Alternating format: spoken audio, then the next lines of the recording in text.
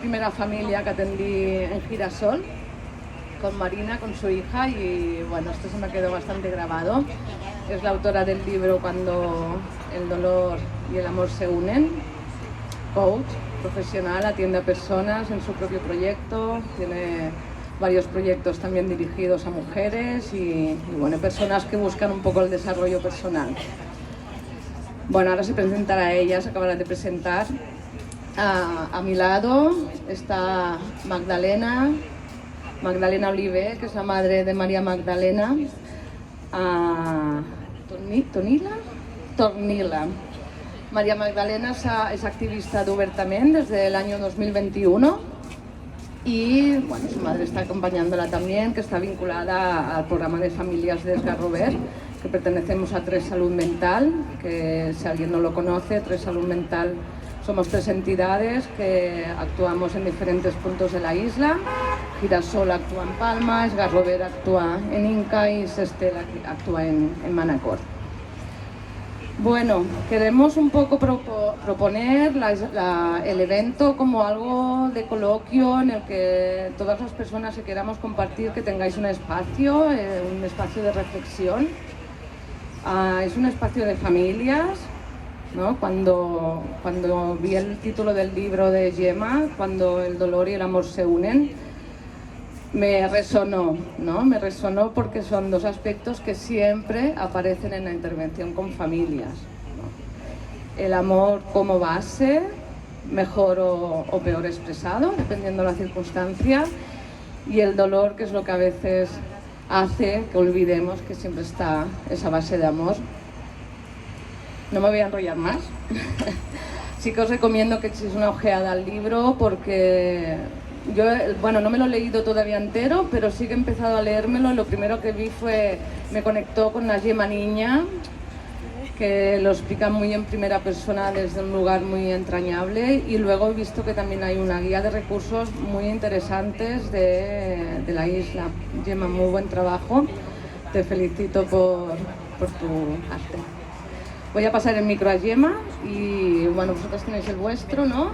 Si alguien quiere hacer una pregunta, que levante la mano y lo vamos moderando desde aquí.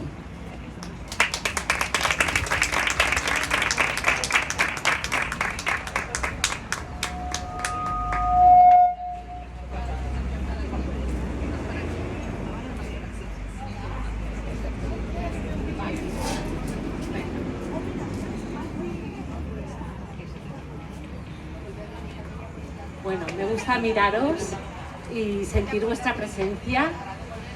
Para mí es un momento muy emocionante estar aquí con tantas personitas pues sensibilizadas con esta causa. Os doy las gracias por estar aquí de corazón. Le doy las gracias a Gemma por haber hecho esto posible, a Mabel también, de Obertament, a María Magdalena, también por su labor de activista, y a su madre Magdalena, que las dos compartimos, ¿no?, esta experiencia como madres. También le doy las gracias a mi hermana Laura, ahora me emociono, por estar aquí hoy, y a mi hija también, y a mi madre, que desde donde está, desde otro plano, también sé que está aquí presente y que es la responsable de que este libro, junto con mi hija y mi hermana, haya visto la luz. Este libro realmente nació por una necesidad que yo tuve de niña. Tuve junto a mis hermanas de niña, que fue que crecimos desde muy pequeñitas con el problema o con el sufrimiento de salud mental de mi madre. Mi madre sufría un trastorno de salud mental grave y no fue diagnosticada hasta que tuvo 52 años. Por lo tanto, como hijas, como niñas, pues vivimos situaciones diferentes a las de otras amiguitas o amiguitos. No cambiaría nada de mi vida, ni un pelo, ni cambiaría nada de la vida de mi madre. No cambiaría a mi madre por nada del mundo, aunque pasamos momentos delicados. Porque ella me enseñó a enfocarme en la luz, en el amor de las personas, más allá de su sufrimiento. Ese fue el mayor legado que a mí mi madre me dejó ya de niña. Yo aprendí cuando mi madre se sentía bien, cuando mi madre sonreía, cuando mi madre nos cuidaba con todo su amor. Aprendí a eso, a enfocarme en su amor y a aprovechar esos momentos. Y cuando luego el coaching apareció en mi vida, que fue el coaching como podría haber sido otra metodología, quiero decir, me di cuenta de que esto es lo que yo había querido hacer siempre, que era lo que hacía de niña, enfocarme en el potencial de las personas, en el ser humano que está detrás de esas creencias, esos ideales, ese sufrimiento, esos miedos. Y a mis 42 años apareció el coaching en mi vida y pude empezar a desarrollar esta labor que ahora ejerzo como profesional, que es acompañar a otras personas no solamente a conocerse a ellas mismas, sino también a sostener las adversidades que la vida nos presenta desde un lugar diferente. El dolor, lo sabemos, lo ha comentado antes Gemma, ella lleva familias en la asociación y sabe lo que es. El dolor en la vida es inevitable, pero con un ejercicio de mirar hacia adentro es posible, aunque a veces no es fácil, es posible vivir esas adversidades desde otro lugar. Y digo no es fácil porque de entrada quiero, lo que os transmita, quiero que sea desde mi más profundo respeto hacia las personas que sufren, porque solamente ellas saben lo que se experimenta en su interior. Y cualquier persona podemos tener en cualquier momento un problema de salud mental. Este ha sido también mi mayor aprendizaje, y de salud física, evidentemente. Pero lo hago desde el mayor respeto por estas personas y también por sus familias. Porque aquí podríamos hablar también, que luego podemos nombrarlo, el tema del estigma y del autoestigma. ¿Verdad, Gemma? Sí, tal como dice Gemma, ¿no? El dolor se hace presente en muchas situaciones y el cómo acompañar sin olvidar el amor, ¿no? Y quizás también la manera de luchar contra ese estigma, contra ese autoestigma, es no olvidar, ¿no? Ese foco. Quizás de amor también pueden hablarnos Magdalena y Maria Magdalena, no? Bueno, bé, primer de tot, gràcies per ser aquí. Bé, xerraré en castellà per si hi ha algú que no entén més, però bueno. Bueno, yo soy la que tiene el diagnóstico, ¿no? La sufriente, la psiquiatrizada, pero es eso, ¿no? A veces te planteas, bueno, tú sufres, pero en verdad a veces he tenido que trabajar mucho esa culpa, que bueno, tengo un carácter, por suerte, porque luego cada persona, además del diagnóstico, cada uno vive como es. Tengo un carácter que por suerte soy muy optimista y muy positiva y intento hacer borrón y cuenta nueva y digo, ya está, no era yo, no estaba en mis manos, no quise querer hacer daño, pero hacemos dolor a nuestros familiares, ¿no? Entonces, cuando tú puedes pensar que a alguien al que te importa le haces daño, y que porque no puedes controlar tus emociones y tus emociones pues van tu forma de gestionar, ¿no? Entonces yo soy una persona muy pacífica, pero en ese momento en el que mi enfermedad se apodera de mí, pues pacifismo hay poco, es como que estás más irritable, ¿no? Entonces es como un trabajo que bueno, que luego pues cuando sales de ahí hay que sostenerte a ti, aún aprendes a sostenerte a sí mismo, ¿no? Y aquí es donde también falta mucho, que estaría muy bien que hubiese esa conciencia para que tú luego puedas salir al mundo y que vayas tranquilo, con la cabeza alta, y que todo el mundo te pudiese decir, no te preocupes, ya sé que es que no estabas bien en ese momento, tranquila, faltaría más, ¿no? Y que puedes salir con la cara bien alta de, mira, lo siento, que yo lo hice, yo la primera crisis después de haberle liado muchísimo, salí por el Instagram y dije, lo siento muchísimo si a alguien le he dicho cosas que no debía o he hecho tal, no estaba, ¿no? Porque es que claro, ¿no? Yo lo comentaba ahora, para mí estos momentos son como vivir una borrachera, ¿no? Que vive una persona de una noche, pues yo haber pasado 3 meses de borrachera, luego tener que tener una resaca, ¿no? No de un día, sino de todo, de haber pasado un huracán, de que te acuerdes de cosas que no te acuerdas, de ver, y además hoy en día, con la liada que hay de tener cámaras, móviles, que queda grabado, porque claro, yo me grababa, yo lo retransmitía, ¿no? por Instagram, retransmitía mis liadas y venga, y alegría, ¿no? Y claro, luego te tienes que perdonar, te tienes y reconstruirte, ¿no? Yo digo que las personas que sufrimos, ¿no? Y tenemos es como somos súper resilientes, porque es que te dan es que te machacas, se te derrumba tu vida entera. Tú tenías una vida, de repente te despiertas, has pasado por una crisis y tienes otra, y tienes que recomponer todo, recomponer 1000 cosas y volver a empezar o reconstruir algo o cambiarte, ¿no? Incluso yo ahora, por ejemplo, de mi última crisis, pues he cambiado. Yo antes me presentaba como Nila Oliver, que era mi nombre artístico, y ahora digo, no, la madre que me parió me puso María Magdalena. Digo, ya está. Digo, el nombre de bautismo, digo, y ahora me presento así. Digo, no tengo que ponerme un nombre artístico, porque yo siempre cuando hago charlas, me voy al humor para no conectar, que es lo que hacemos, las personas más del humor, Andreu Buenafuente y todos estos, son los más sufrientes. La gente que tiene tanto sentido del humor es porque es tan sensible que se tiene que reír, porque es que si no me va a dar algo, ¿no? Y te vas al humor. Así que menos mal, yo siempre digo que amor y humor también, ¿no? Solo les diferencia cuando hablamos, ¿no? Una vocal y conectar pues también. Así que, bueno, un poco esta intervención, y que a ver si mi madre puede compartir, porque ella, claro, ella ha tenido que sostener el dolor. Porque yo sostengo. No me entero, no me he enterado cuando he estado mal. Sí que me he enterado cuando he estado en depresión ahí bajo, pero me gusta más la depresión a mí, porque no pierdo control de la realidad. Entonces, claro, para una madre el sostener las liadas y el no entender nada, ¿no? Porque claro, a mí una cosa que yo siempre digo, si tuviésemos conciencia de esto, lo pararíamos antes. Es decir, así como sabemos los síntomas de fiebre, ay mira, tiene fiebre, tiene tal, tiene vómitos, pues vamos a urgencias.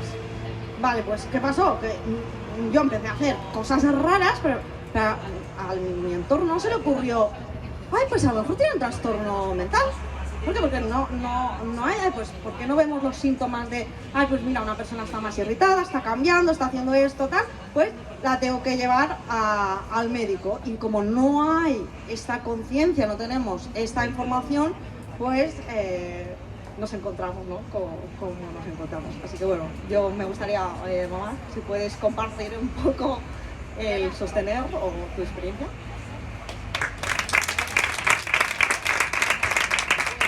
Bueno, jo espero que entendáis el mallorquín, perquè estic molt acostumada a encerrar la meva llengua.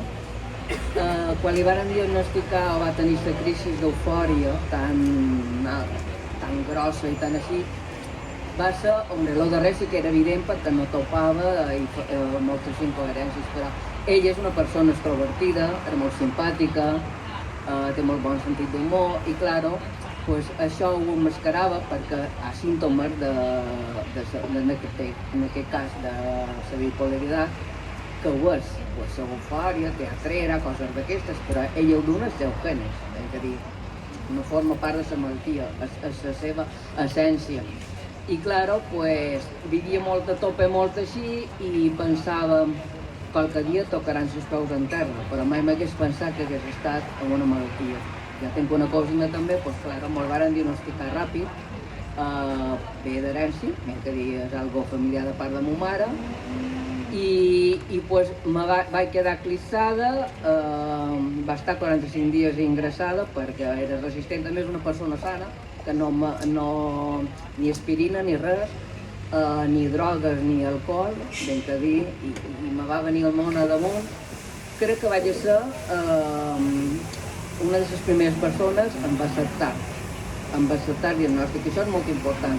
Jo he hagut de treballar també coses que inclús amb ella abans treballàvem, a ser més assertiva, fer un taller a través del Garrover de resiliència i moltes coses, perquè jo he alimentat Sira durant molts anys el rancor i ella i jo mos feien de mirall i doncs clar, tenint una malaltia així, quan comanda la malaltia no me puc enfrontar a ella perquè és pitjor, o tinc que guardar distància o cercar ajudes i de tot d'una pues te trobes, te mollen aquesta bomba, la teva filla té això però no te donen perquè te rons algo, t'has de fer rehabilitació, te diuen primer poses la cama aquesta, te donen una sèrie de coses. En canvi, la malaltia mental, doncs no.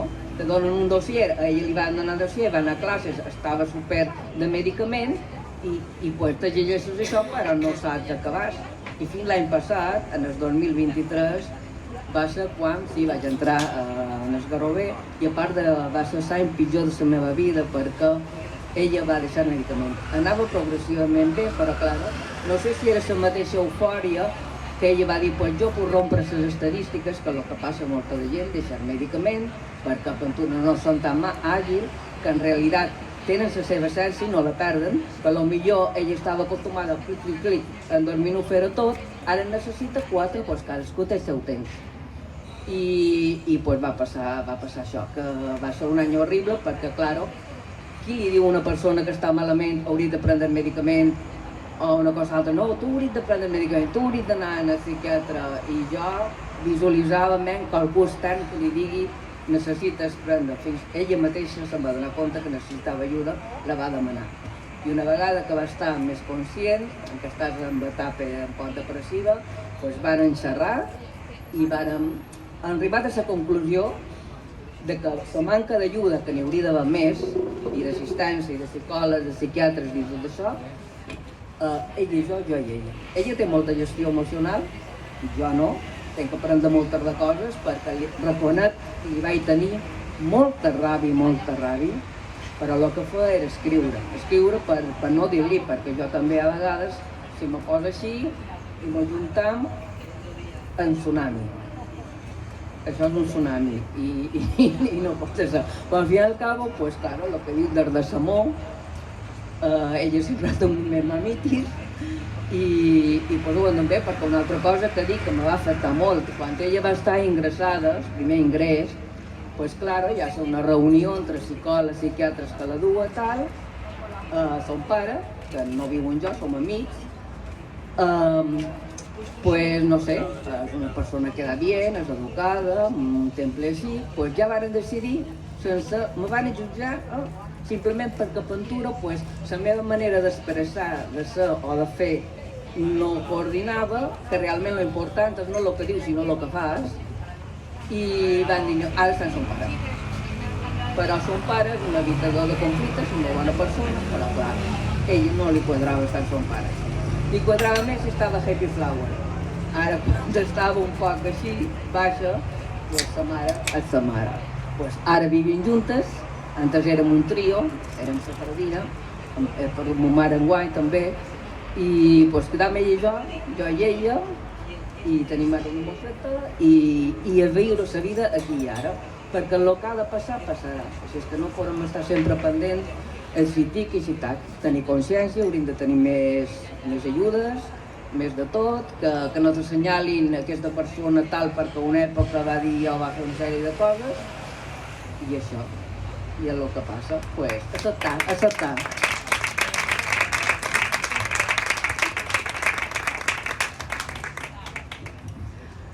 Muchas gracias por vuestra experiencia. Me ha encantado escucharte cuando has dicho que tuviste que hacer un ejercicio, ¿no?, de autorreflexión de cómo te estabas comunicando, ¿no?, con tu hija. Porque yo he metido tanto la pata, y no lo digo desde la culpa, lo digo desde la realidad y desde la toma de conciencia. Claro, te dan un diagnóstico o te dicen, pues eso, que tu hija o que tu hermana también tiene un problema de salud mental, pero no te dan más información. Es así, hoy en día. Bueno, al menos es mi experiencia. Tengo esperanza en que la cosa cambie, evidentemente, pero te encuentras ante una situación en la que no te puedes sostener en nadie porque no hay ese sostén, no hay esos recursos. A mí me costó mucho tiempo llegar a Girasol, a Gemma, y que me diese un poquito su visión. Entonces esto hizo que muchas veces, como le pasó a María Magdalena, yo alimentara el malestar de mi hija. Y repito, no lo digo desde la culpa, sino desde la realidad. Tenemos mucho que aprender, pero tampoco lo digo solamente en el ámbito de la salud mental, en cualquier familia, ¿vale? Necesitamos herramientas de comunicación, necesitamos poder enfocarnos en nuestro familiar desde una perspectiva totalmente diferente. Sobre todo, nadie nos ha enseñado nunca a sostener el dolor ajeno, jamás. No sabemos cómo sostener el sufrimiento de una persona, y menos el sufrimiento de una persona a quien amamos tanto. Ese fue mi mayor impedimento, que yo iba desde enfocarme en el problema o en el sufrimiento de mi ser querido, tanto mi madre, mi hermana o mi hija, y luego me iba al lado opuesto, enfocarme en la solución, en querer que estuviera bien. Y me volví a ir al problema, a lo mal que está, a la impotencia, a la rabia, al no saber qué hacer, a no saber dónde pedir ayuda. Desgraciadamente, cuando pides ayuda, se presenta la policía, se presenta la ambulancia. Súper traumático, demasiado traumático, demasiado. Por no hablar de las contenciones físicas, que ahora tampoco quiero entrar en esto porque si no se nos iría el tiempo. Pero vamos desde el sufrimiento que hago, cómo me enfoco, a quiero que mi familiar esté bien, quiero curarle, quiero que no sufra. Y en ese, de un extremo al otro, ¿qué me estoy perdiendo? Me estoy perdiendo al ser humano que tengo delante. Me estoy perdiendo estoy aquí contigo. Es igual si no te pones bien ahora, yo me quedo contigo. No quiero cambiar el estado en el que estás, porque es un proceso por el que la persona tiene que pasar. ¿Que nos cuesta sostenerlo? Evidentemente, pero se puede practicar. Yo lo he ido practicando y sé que se puede. Por eso cuando ahora mi hermana en algún momento o mi hija no se sienten bien y pueden en un momento dado descompensarse, está bien así, me quedo. Te escucho, estoy contigo, te abrazo. ¿Qué necesitas? Y no pasa nada, no pasa nada. Y yo creo que es mi mayor aprendizaje, no querer cambiar el proceso de la persona que está sufriendo. Porque eso es transformador y ahí es el amor. Para mí, es mi experiencia, alerta. Repito, es mi propia experiencia que no sé si puede servir a todo el mundo, no tengo ni idea, pero es la mía. Entonces, cuando yo me quedo con la persona, con su sufrimiento, eso ya es transformador. Está bien así, no te esfuerces, no pasa nada, ¿verdad? No pasa nada. Y lo que decía también María Magdalena de la autoculpa, aquí entraríamos en el autoestigma, ¿no? El estigma sabemos que es ese condicionamiento peyorativo que las personas con un trastorno de salud mental sufren a causa del estigma social. El estigma social está sustentado en unos mitos, en unos estereotipos, falsas creencias que lo que llevan ya lo diré, a unas emociones de preocupación, de culpa, de miedo, y que llevan a un condicionamiento a la hora de conducta, ¿no? Tenemos conductas discriminatorias hacia personas que sufren por problemas de salud mental por esos mitos. El autoestima es que cuando la persona que sufre o el familiar se hace suyo este estigma, no pone en duda esos mitos y esas creencias y se los cree. ¿Vale? Entonces la persona, y en este caso yo como familiar, que sufrimos el autoestigma, es que no ponemos en duda y de alguna manera sufrimos esa autoculpa, esa ese exceso de responsabilidad, qué he hecho mal, en qué me he equivocado, tener miedo de mi propio familiar, tener miedo de la respuesta, tenemos mucha vergüenza. De niñas a mis hermanas y a mí nos costó mucho pedir la ayuda que necesitábamos. Bueno, no sé si existía esa ayuda, evidentemente, pero nos costó mucho porque mantuvimos en silencio la situación que vivíamos en casa. Hicimos un pacto de silencio que no fue hablado, lo hablamos ya, creo que teníamos casi 20 años, la primera vez que hablamos del tema, imaginaros. Era un tabú porque cuando salíamos con mi madre a la calle o a hacer la compra, porque mi madre salía muy poco de casa, muy poco, solamente lo indispensable. Como yo veía la respuesta de las personas hacia mi madre, la mirada, yo percibía ese estigma. Pues claro, yo empecé a sentir esa vergüenza y a pasar vergüenza cuando alguna amiguita venía a casa, a pasar vergüenza cuando íbamos al supermercado, a no hablar del tema.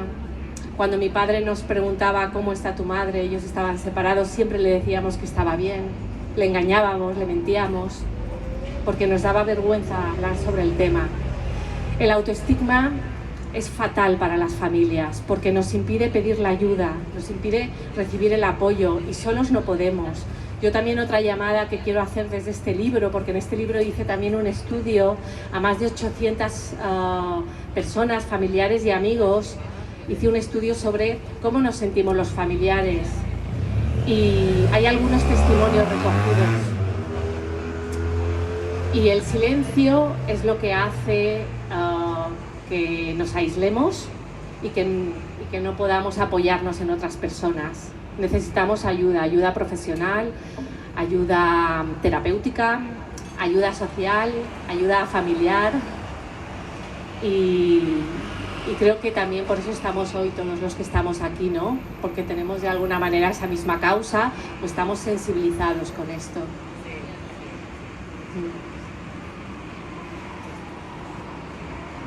Muy interesante el valor de la primera persona, ¿no? De hablar en primera persona. Bueno, Magdalena decía aceptar y a mí me venía una pregunta, ¿no? ¿Cómo aceptar lo que no se comprende? ¿No? ¿Cómo aceptar cuando hay una falta de información, cuando vamos todos un poco perdidos dentro del sistema familiar? Nos vamos a caer aquí las dos yemas. Cuando recibo a familias en las primeras entrevistas, muchas veces me encuentro con personas que llevan muchos años de sufrimiento, muchos años de soledad, de peregrinaje, en intentar picar puertas y que no se encuentre la respuesta que necesita este sistema familiar. Entonces ahí no se puede pedir una aceptación, porque es que directamente nadie sabe lo que está pasando, ¿no? Entonces para mí la primera parte es esta, entender la situación, entender el sufrimiento como lo que es, entender que no hay una intencionalidad en la persona que sufre en hacerte la puñeta, ni en poner las cosas difíciles y a partir de ahí entrar en lo que bien ha dicho Gemma, que además el año pasado compartimos en Escuela de Familias los dos módulos que para mí eran como los más importantes, que tienen que ver con la comunicación, cómo nos comunicamos a pesar del dolor y resolución de conflictos, entonces, cómo lo miro también a pesar del dolor, ¿no? Estigma, autoestigma, también volvía otra vez a linkarlo con el comprender, porque si no comprendemos algo le tenemos miedo y detrás del estigma siempre está el miedo, como al rechazo, a que el entorno al final aumente más el dolor que otra cosa, ¿no? Y por último, porque me gustaría que participarais un poco todas y todos, también me viene cuando decía Magdalena, ¿cómo le digo a mi hija que se tome una medicación? Y yo muchas veces le digo a las familias, es que no sois vosotros los que lo tenéis que hacer, vosotros tenéis que hacer de padres, de madres, de hermanos, de amigos, de red afectiva, pero no de profesionales, porque si no se desvirtúa el rol y es cuando empiezan a haber más conflictos de los necesarios, ¿no? Bueno, yo estoy como un poco emocionada, es todo como muy, ¿no? La emoción muy a flor de piel, también lo veo aquí en algunas personas. Me gustaría que pudierais un poco comentar, compartir qué os ha resonado, abrir un poco el coloquio, que era la intención principal que tenemos aquí las 4 con Mabel, que está aquí en el público.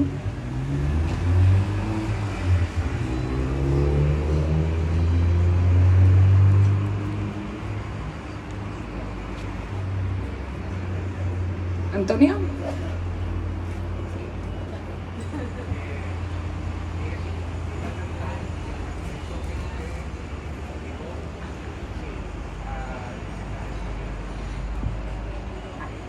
¿Qué me motivó a empezar a escribir el libro?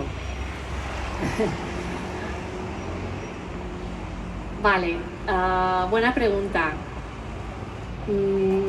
Cuando yo empecé mi propio trabajo personal a través del coaching, fue a raíz de una persona que me dijo: ¿has oído hablar sobre el coaching? Yo regentaba un negocio de pan y pasteles desde que era muy jovencita, un negocio familiar.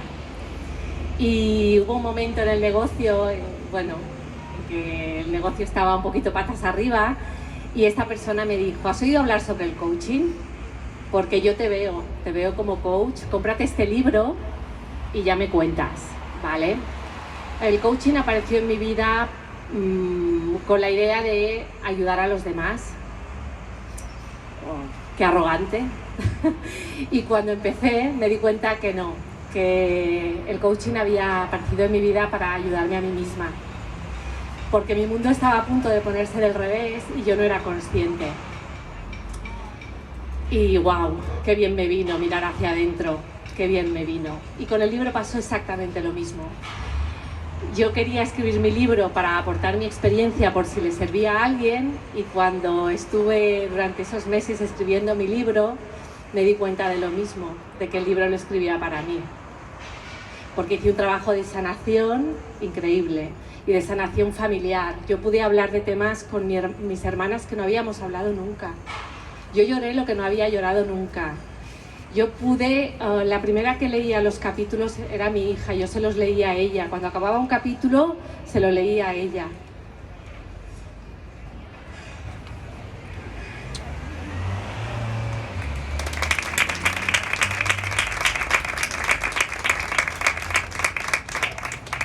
Claro, yo necesitaba su permiso.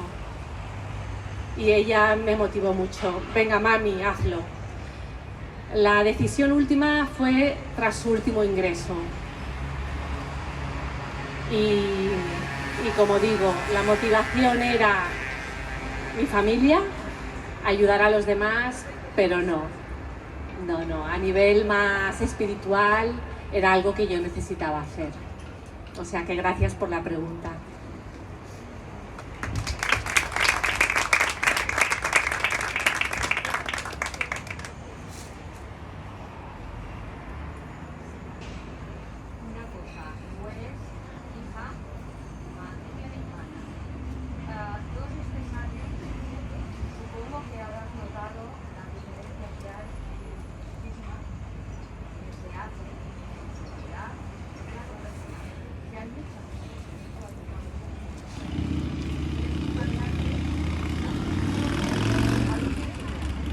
Vale, o sea, sí he notado diferencia en el estigma que yo percibía en la sociedad hace 30 años al estigma de ahora. Yo creo que ahora se habla más yo creo que el estigma permanece demasiado, pero el estigma en las propias familias, en las propias familias, sí. Pero se habla más ahora, se está empezando a hablar más sobre el tema. Esta es mi experiencia. Queda un largo recorrido, pero yo soy optimista, Yo soy optimista, sobre todo con eventos como estos, pero hay un largo recorrido, porque es lo que decían ellas, que claro, cuando una persona no se siente bien y está sufriendo, porque algo en su interior está sucediendo, pues claro, nos vamos a la parte pues de el miedo. Cuando estamos asustados y tenemos miedos, pues puede salir una cierta agresividad, una cierta ira, y eso las personas de fuera no lo comprenden. No tienen esa comprensión de que lo que le está pasando a esta persona es que está sufriendo, de que no se encuentra bien. Entonces, hasta que no podamos pasar esa barrera, o si alguien sencillamente llora, ¿vale? Es la incomodidad de ver a alguien que está llorando, por ejemplo. Entonces, hasta que no pueda, o que no está bien, o que no puede ir a trabajar, porque no tiene en ese momento la energía o la capacidad de ir a trabajar. Yo cuando pedí los testimonios, bueno, hice el estudio y pedí testimonios, hubieron varias personas que escribieron, incluso a mi pareja le escribieron diciéndole: esto es una chorrada, yo no creo en las enfermedades mentales. Claro. Y él me dijo: ¿qué le contesto? Y yo dije: ¿qué le contesto a esta persona? Nada, nada. No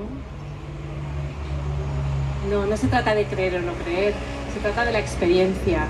Las personas que vivimos las experiencias en propia persona o como familiares, no necesitamos creer o no creer, sencillamente vivimos la experiencia. Y si esa persona no ha vivido la experiencia, también está bien.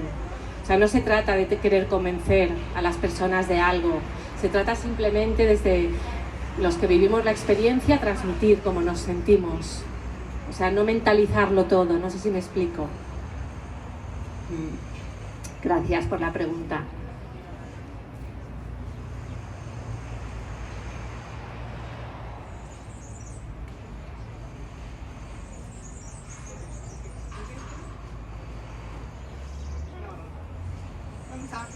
És la mateixa pregunta. Yo como anécdota, yo es porque me lo tomo todo con humor, pero bueno, que me hice Tinder, ¿no? Y quedó con uno y le dice una chica de mi pueblo, le decía al chico: ve con cuidado que está bastante loca. Y yo, cuando me lo contó, que vino él, dije: hostia, tío, de puta madre que estés aquí porque estás quedando con una loca, ¿no? Genial, aprobado. Y menos mal que eso, ¿no? Yo siempre digo a la gente que, porque claro, yo tengo una amiga que evidentemente pues no se lo toma como yo, y para mí el humor me salva todo, y además es como yo utilizo el trastorno para tener buenas personas a mi lado, porque yo soy el primero que suelto. Yo el otro día estaba hablando con uno en el tren y me dice: ¿qué lees? Y le digo: mira esto, por si cojo ideas, porque tengo un trastorno mental grave. Y digo, a ver si así, yo qué sé, pues algo me inspira y me sirve, ¿no? Y así yo ya sé si esta persona, pues, es mente abierta o se va a salir corriendo, y se va a salir corriendo y digo: pues chico, corre, ya te va a encontrar la vida con lo que tengas. ¿Sabes? Entonces, yo siempre digo, yo doy muchas gracias al humor, que me lo tomo todo, intento relativizar, y luego que no es nada tan importante o que no se van a acordar de la liada que he hecho, y si se acuerdan y alguien me la recuerda, pues hijo, pues que no estaba bien, ¿qué quieres? Ya está, ¿no? Pues, el intentar no hacerle más drama a lo que ha pasado, ¿no? Porque puedes tú vivir una cosa, y yo lo que me he dado cuenta es que mi estado de ánimo siempre va a depender de la historia que me esté contando, con lo cual no necesito al psicólogo. Voy a depender, ¿no?, de qué me cuento. Entonces me cambio como me lo cuento y ya está. Y puede pasar de buah, le he liado, es fatal, ya está, no, de aquí no quiero salir, a cambiar la historia y contarme que he liado. Pues sí, la lié, pero es porque estaba mal, tal y cual, y mira lo que hay pasando. Y claro, y solo cambiando esto, pero claro, no es tan fácil así, porque luego cuando estás en la depresión, que hasta que no lo has vivido es que no lo entiendes, porque es como si que alguien hubiese pulsado un pausa o un stop, como si 5 por hora. Y claro, de verte tú con la energía 5 por que no te la cabeza no va, que está como todo desconectado y tal, hasta que no lo vives en el cuerpo. Claro, y aquí es donde entra el estigma de que, claro, como físicamente no hay nada, claro, tú ves a esta chica y dices: está estupenda. Claro, estás estupenda, ¿qué vas a tener? Porque claro, no tienes nada físico y tal, o incluso si tenemos capacidad como yo, pues de hablar, ya convencemos al psiquiatra que estamos bien y nos da el alta más rápido. Entonces, bueno, es ahí como esta cosa, ¿no?, de también que se conozca. Yo me gustaría que en los colegios y tal, pues que hubiese información de qué es el trastorno bipolar, qué es... ¿Por qué? Porque si un día alguien, pues así como si sabes que existe la diabetes y tal, pues que se sepa que existan estas enfermedades para, pues, oye, no tomárselas a la ligera, saber que le pueden pasar a alguien, saber que alguien las padece y que si alguien te dice que la tiene y tal, pues lo puedas ver como, ah, pues mira, que la tienes, ¿no? Lo siento muchísimo. Que ya está. ¿Qué te voy a decir? Me encanta. Me encanta tu aportación y bueno, quiero darte la enhorabuena por tu trabajo interior y luego darle la enhorabuena también porque se nota que ha hecho un buen trabajo en Obertament Balears, ¿eh? Aquí tenemos una activista que se nota. Un aplauso. Yo creo que esto es lo que necesitamos, ¿no? Entidades como Obertament que promuevan el trabajo personal de la persona que tiene el diagnóstico o que tiene el malestar y que pueda utilizarlo a su favor para sensibilizar a la sociedad. Yo creo que esto es como un poquito el eslabón más importante, siento yo, como familiar. O sea que enhorabuena a ti y enhorabuena, en este caso, a Mabel, que es la que lo gestiona aquí en Palma, ¿no? Creo, o en Mallorca. En Baleares, vale, Baleares. Sí. No sé si alguien más tiene alguna... Sí, yo, ligado a la pregunta de antes, a tu respuesta de antes, y lo que hemos hablado del sentimiento, la emoción del miedo, ¿no? Que es tan grande, tan poderosa y que es tan paralizante realmente. Ojalá fuera... Hay otras que igual de intensidad, pero no nos hunden en la miseria. Y lo que has dicho ahora y lo que ha dicho María Magdalena está fantástico. Un día para mí son heroínas de barrio, ¿sabes? Esas heroínas de barrio de la canción y dices, pues hay una heroína de verdad aquí a mi lado y la tengo. Y eso de demostrarse y presentarse y obertament xerrar, es que me parece que es, a mí, pues un profesional, desde el primer moment que ho vaig veure, i m'apareix al·lucinant. Que vos va dur, que vos va animar a dir, el llibre ja ho has contat, però de seure-te davant de tothom, seure-vos i vos de fer xerrades, tu com a mare, no? A dir, he de fer una passa més. I després, si heu notat, heu contagiat, no? Aquesta possibilitat de dir, obertament, de xerrar. Mira, després li passaré a ella perquè te respondrà. Ella realment és molt optimista, però tothom tenim llum i sombra. Quan va tenir la baixada a tope, que estava depressiva això, després hi va tomar consciència del diagnòstic i tot, me diu, per què m'has deixat fer ridícul? Realment me va fer mal aquesta paraula. Perquè s'estima indirectament és. El que passa que ell i jo, per naturalesa, són persones que obertes, ella més, però jo no tenc vergüenza ajena ni sentit de ridícul moltes coses. Jo si plor, si estic contenta, si estic enfadada. No són d'aquestes que ploraré i qualcú que te passa, no, és que m'he dutxat i m'ha entrat el sabó. Si jo una persona m'hagués pegat o alguna cosa, no digui, no, m'he fet un cop esqueixuda, no digui, aquest tio m'ha pegat i no m'ha pegarà per més. I així. Ella és la primera vegada que xerra en públic, no és activista, que bueno, tenim una part comunicadora, hem estat a la ràdio col·laborant. I jo, bueno, va ser en l'hospital de dia, pues, també la terapeuta d'allà me va dir ei, que hi ha aquest programa i tal. Clar, jo sabia que té dots de comunicació i vaig dir, allà que vull, i ho vaig fer, i clar, i és molt terapèutic. Realment és algo que tu estàs fent feina per d'altres, però realment sempre t'endús per tu, perquè cada vegada que contes la teva història o alguna cosa, estàs sanant, també, bueno, estàs ajudant a que la gent t'obri consciència, i bueno, jo vaig bastant en els instituts, i a vegades a qualcuna els faig un susto de, oh, que estoy loca! No, com? Saps? I coses d'aquestes, no? I els hi contes una mica i tal, i també els hi fas prevenció de dir, ei, aneu alerta amb drogues, aprofitar, no? Perquè clar, hi ha gent que després de l'accés de drogues ha fet que tingui un trastorn, no? Que hagi anat des d'un trastorn, ja dic, mira, a mi m'ha tocat de gratis. Dic que ja que vosaltres el podeu evitar, aneu alerta, no? I també, clar, que és molt enriquidor i això, no? Que la decisió va ser fàcil però perquè ho duc de dins. Ara hi ha gent que té molta por, que tal, i jo sí que els animo, és com a feu, perquè tampoc tens...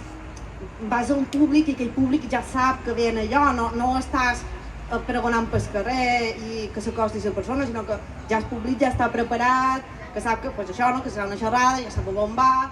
Quan tu vas a l'institut, els al·lots ja saben que tenen una xerrada sobre salut mental. Sempre dic que estan exacte, estan informats. Després també te pots trobar coses que són poc desagradables. Jo a un FP m'ho van dir, pues jo no vos contrataria. Però ja està, i li contestes. I jo va haver un moment que vaig dir, tu que no, que me va de coll, m'era mal que anava amb un tècnic i em va haver de redirigir i tal, però bueno, no? I això, no? Que jo animo a tothom, que és una experiència com a enriquidora i que és la manera en què ho contem. Jo abans ho feia més a xarxes socials i vaig decidir però que no perquè, bueno, se va... Vaig dir, com que és un límit que després me'n puc anar, dic, pues mira, el tinc privat i així ja evito una manera de liar-la. Això, si tú habías, que te había preguntado, si también, cómo decides hablar más. Bueno, yo realmente estoy gritando lo que callé de niña. Estuve tantos años callada y en silencio, víctima de mi propio autoestigma, que hubo un momento que dije, no callo más. Entonces grito y lo hago desde el amor, lo hago desde el respeto y lo hago, uno, por mí y dos, porque creo que las personas que lo sentimos es como un legado que dejamos. Y evidentemente no lo tiene que hacer todo el mundo, solo faltaría, sino las personas que lo sienten esta llamada, como aquí tenemos este caso, yo lo animo a hacerlo. Necesitamos hablar de este tema para normalizarlo y para que la gente pues tenga más información sobre lo que le sucedía a una persona que tiene un problema de salud mental o un trastorno de salud mental.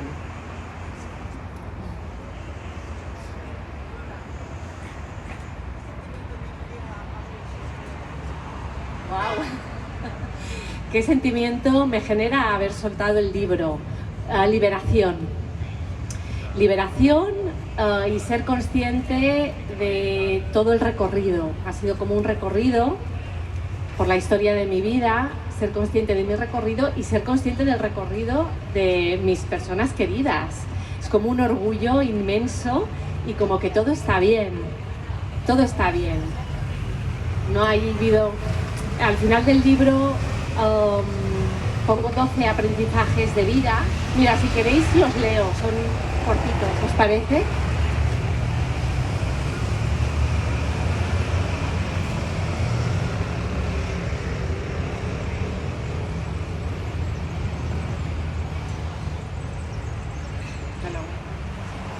Mis 12 aprendizajes de vida. Cuidar de mí es cuidar de los míos. Menos es más. Decidir cómo responder a lo que sucede es mi mayor libertad. La vida es movimiento y cambio constante.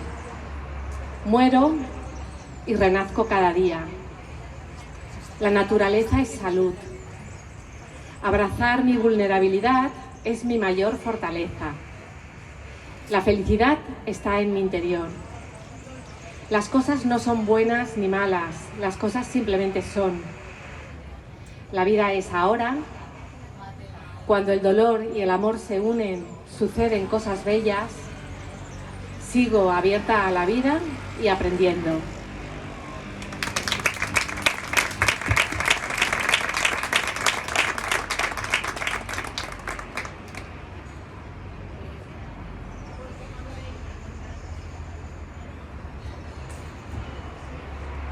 ¿Alguien más quiere compartir algo de su sentir?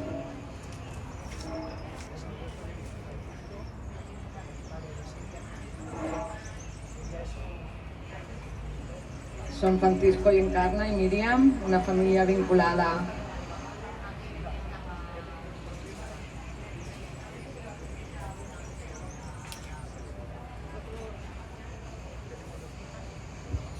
Mira, espera, Paco, ven. Sí, porque si no, no te van a oír y te voy a tener que estar traduciendo. Decía que tenemos dos hijas, Emilia y Laura, nosotros se criaron cuando eran jóvenes, perfectas, eran como chicas 10. Para mí, cuando hablaba con otros padres, decía, pero es difícil ser padres. Digo, y luego para nosotros no, es como muy fácil. Era muy escéptico también en las enfermedades mentales. O sea, había leído de la anorexia y todas estas cosas. Y resulta que cuando él ya dejó de estudiar, que estaba ya en tercero de Derecho, pues yo dije, si no, ya tienes una edad que si no quieres estudiar, pues tienes que ponerte a trabajar. Se lo tomó muy mal y yo fui un poco quizás duro, pero es que vi que aquel año no había trabajado, no había. Es como si vas a sembrar y siembras mal, pues no hay cosecha. Entonces, a partir de ahí se puso a trabajar y empezaba a marearse, cambió su forma de ser, se ponía enferma, estoy hablando de casi 30 años, y no sabíamos de la enfermedad mental. Entonces fueron a un psiquiatra, porque no había, hoy gracias a Dios hay mucho más, nosotros hemos aprendido mucho. Y claro, fuimos y me dijo que quizás tendría anorexia. Quizás se veía gorda, lo veía muy bien, era un poco caprichoso, sí, siempre. Pues es que de momento no entendíamos nada. Yo había leído algo de la anorexia y creí que solo era eso, no nos diagnosticaron más. Íbamos a hacer todo lo posible para que se curara, fuimos a la terapia, fuimos a muchos sitios, pagado porque no había... Y ya cuando tuvo muchas crisis de la anorexia, que estuvo 2 veces internada, pues se apuntó a una terapia, cambiamos de domicilio y no quería ir, entonces le pregunté al psiquiatra. Ya, era para decirle que bueno, que el estigma también, perdona que me vaya de esta manera, y no me acostumbraba, pero me identifico mucho con la forma de ser tuya, también empleo un poco el humor y lo hemos pasado muy mal. En principio, cuando tuve muchas crisis, creía que era imposible, casi como diciendo, si fuera creí que no era consciente, entonces hago lo que sea, yo no tenía, me da igual, pero cuando me dijo un psiquiatra que era consciente, a mí se me cambió todo el sistema. Y le decía, no se acuerdo, parecía como que quería yo hacerla culpable, también nosotros que éramos culpables, y resulta que después nos empezaron a decir que era PLP. Entonces cuando leía mucho, ya, pero no quiero hablar para hacer mal, sino para decir nosotros que cuando leí que yo sufría mucho, bueno, mi mujer y yo sufríamos mucho, cuando leí de los expertos que ella sufría más, entonces me disculpé porque a veces no entendía por qué nos hacía daño, no solamente a mí, sino al entorno, a sus hijos, todo esto. Hemos encontrado a Gemma y nos ha ayudado mucho. Y no me extiendo más, pero bueno, que me identifico más con mi madre, con ella, y por supuesto con tu libro, espero leerlo y que nos ayude un poco. Y a Gemma darle las gracias por todo lo que haces con nosotros. Perdón por el... Gracias. Gracias, Paco.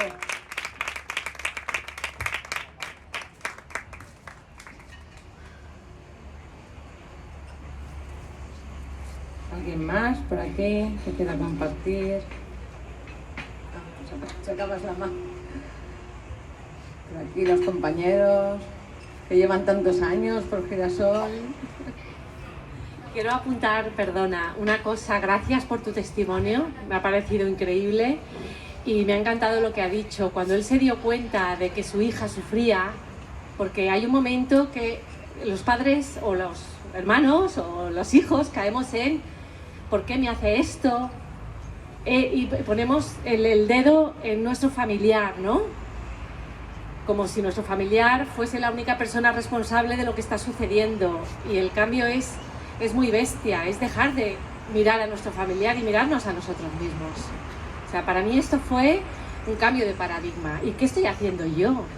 ¿Y qué siento yo? ¿Y qué necesito yo? ¿Y qué necesita mi familiar de mí? O sea que gracias por tu aportación. Gracias.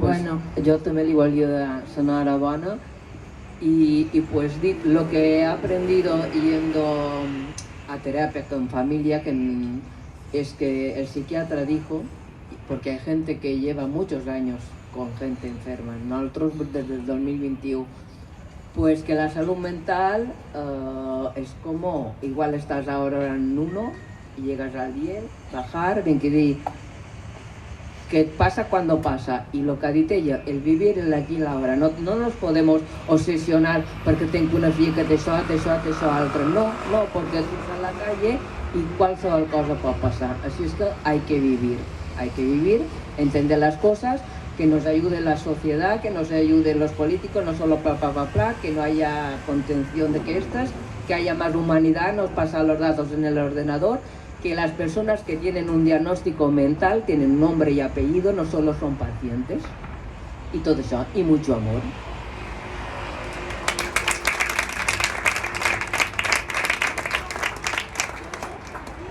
Exactamente, aceptación de no resignación. Cuando yo he hablado antes de aceptación es porque he aprendido, porque claro, he aprendido muchas cosas, no solo incluso antes de que ella tuviera el diagnóstico, para conocerme también a mí misma y decir, si ahora hace sol o hace calor o llueve, no se puede hacer nada contra eso, pues déjalo que caiga, que llueva, tal.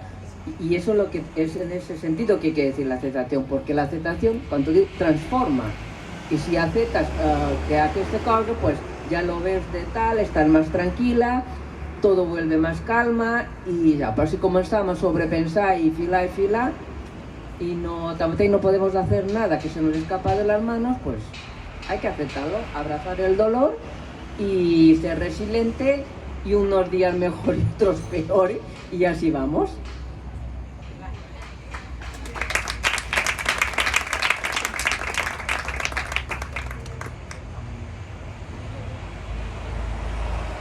Bueno, vuelvo de nuevo a recomendaros que echéis una ojeada al libro, que es un lugar donde reflexionar, ¿no? Pero además también hay muchos recursos a nivel de entidades y de dónde poder ir a picar a la puerta, en el caso de que el malestar lo notes ya como muy intenso en casa. Y bueno, recordar a las familias que no estáis solas, que es algo que yo soy un poco insistente en este mensaje, ¿no? Porque solas no podemos. Y estar en redes siempre es mucho más efectivo. Gracias a todas, a todos por venir. Y aquí tenéis los libros. Gemma, estoy muy contenta de haber compartido esto contigo, y Maria Magdalena, m'ha encantat conèixer-us, sou molt inspiradores. Gràcies.